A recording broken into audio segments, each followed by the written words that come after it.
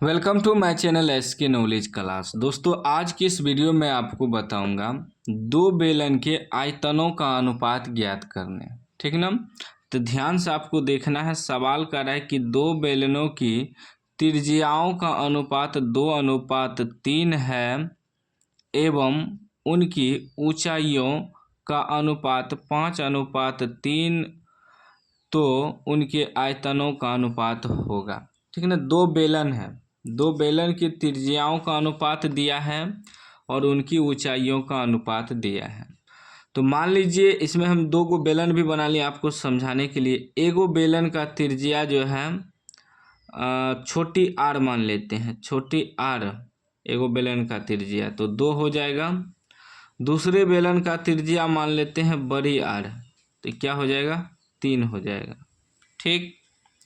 अब उनके ऊंचाइयों का भी अनुपात दिया है। ये जो बेलन है इसका ऊंचाई, तो एगो का H1 मान लेते हैं ऊंचाई 5, एगो का H2 मान लेते हैं 3। ठीक ना। इसे शॉर्टकट में भी बना सकते हैं और थोड़ा मैं विस्तार से समझा रहा हूँ कि ताकि आगे आपको दिक्कत ना हो। ठीक ना। तब दिया हमें क्या है, दो बेलनों की त्रिज्याओं का अनुपात, दो बेलनों की त्रिज्याओं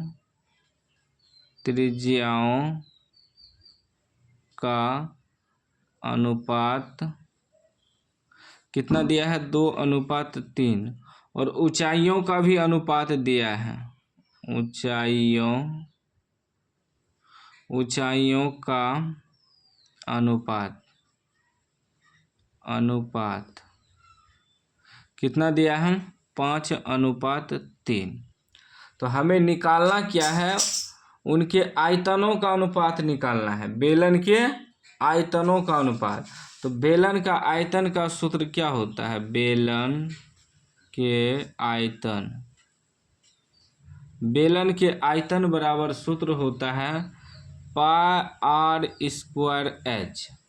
तो इसमें दो बेलन है, तो ये मान लीजिए इसका आयतन हुआ πr²h, तो दूसरा का निकालेंगे तो पाई बड़ी r², इसको H1 इसको H2 मान लेंगे। ठीक ना। बेलन का आयतन का सूत्र होता है πr²h। तो लेकिन इसमें देखिए अलग अलग दो बेलन है, तो अनुपात में मतलब बटे में रखना है। अनुपात का मतलब क्या होता है, बटे। तो πr²h1 बटे बड़ी r²h2 रखेंगे, तब ना आयतनों का अनुपात निकलेगा। तो लिखेंगे दो बेलनों के आयतनों का अनुपात क्या हो जाएगा, एगो का रखेंगे πr²h1 बटे दूसरा का